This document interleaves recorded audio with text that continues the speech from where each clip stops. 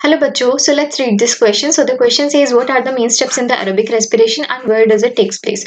So हमें बताने हैं कि वो कौन कौन से steps हैं that are involved in the aerobic respiration, ठीक है। और हमें ये भी बताना है कि उसकी लोकेशन क्या है। तो यहाँ पे हमने लिख दिया लोकेशन। ओके, अब देखो, अगर हम एरोबिक रेस्पिरेशन की बात करते हैं तो हमें पता है कि एक जो फर्स्ट स्टेप है that is common in both aerobic as well as anaerobic respiration and that is the glycolysis. तो यहाँ पे हमारा स्टेप वन क्या हो गया? हमारा स्टेप वन हो गया ग्लाइकोलिसिस। तो हमने लिख दिया यहाँ पे ग्लाइकोलिसिस। ग्लाइकोलिसिस, अब ग्लाइकोलिसिस कहाँ पे हो रहा होगा? ग्लाइकोलिसिस हमारा होता है साइटोप्लाज्म में। सो हमने यहाँ पे लिख दिया लोकेशन में साइटोप्लाज्म, राइट। अब ग्लाइकोलिसिस में क्या होता है? ग्लूकोज का ब्रेकडाउन होता है, पार्शियल ब्रेकडाउन होता है into the two pyruvate. Okay, दो पायरुवेट बनते हैं। तो ये सब कहाँ पे हो रहा है? ये हो रहा है हमारे साइटोप्लाज्म में। इसके बाद में ग्लाइकोलिसिस के बाद होती है लिंक रिएक्शन। लिंक रिएक्शन, ठीक है। सो हमने यहाँ पे लिख दिया लिंक रिएक्शन। इसको ही हम ऑक्सीडेटिव डीकार्बोक्सिलेशन भी बोलते हैं।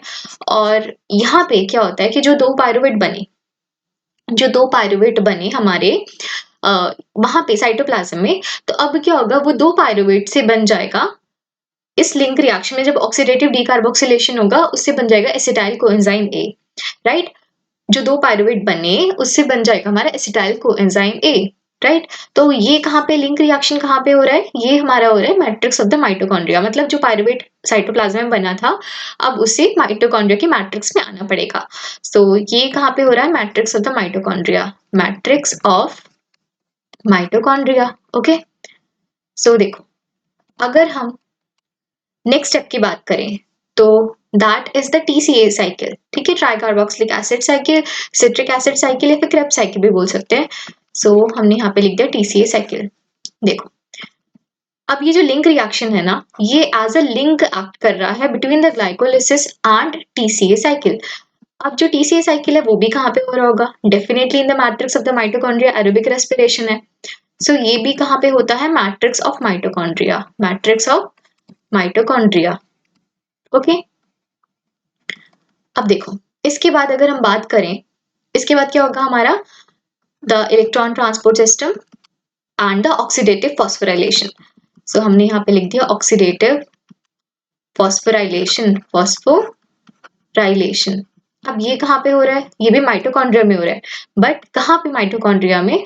माइटोकॉन्ड्रिया में हो रहा है ये inner membrane of the mitochondria. तो हमने यहाँ पे लिख दिया इनर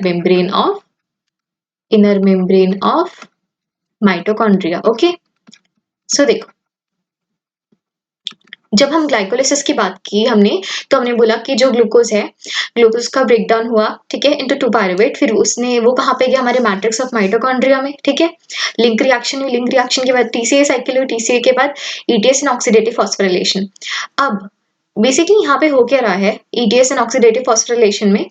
यहाँ पे अब जो हमारे इंटरमीडिएट्स बने थे, जो हमारे इंटरमीडिएट्स बने हैं ये सब रिएक्शंस में, फॉर एग्जांपल अगर हम ग्लाइकोलिसिस की बात करें तो हमारे 2 NADH बनते हैं। और अगर हम नेट गेन एटीपी की बात करें so there would be the 2 ATP, ठीक है। जो हमने सबस्ट्रेट लेवल फॉस्फोराइलेशन की जब हम बात करते हैं तो वो है 2 ATP। अगर हम 2 NADH की बात करें तो इनका क्या होगा?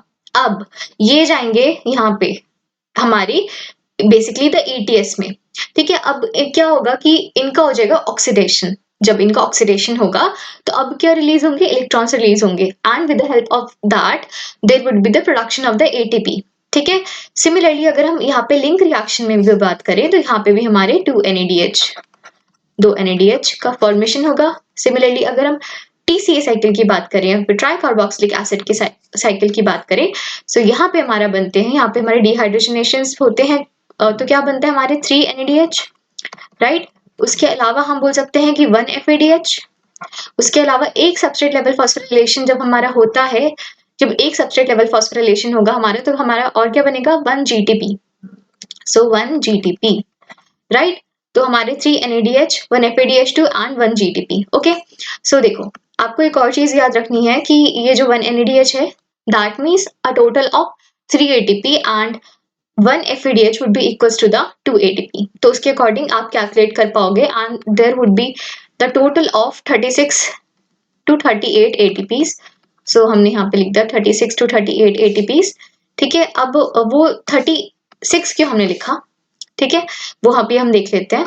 यहाँ पे 36 to 38 एटीपीज, क्योंकि देखो अब ये जो 2 NADH है ना, यहाँ पे in case of the glycolysis, अब इनको भी तो ट्रैवल कहाँ पे करना होगा, इनको भी ट्रैवल करना होगा हमारे मैट्रिक्स ऑफ द माइटोकॉन्ड्रिया में, तो 2 ATP उसमें भी खर्च हो जाते हैं, तो इसलिए हम 36 ATP लिख देते हैं।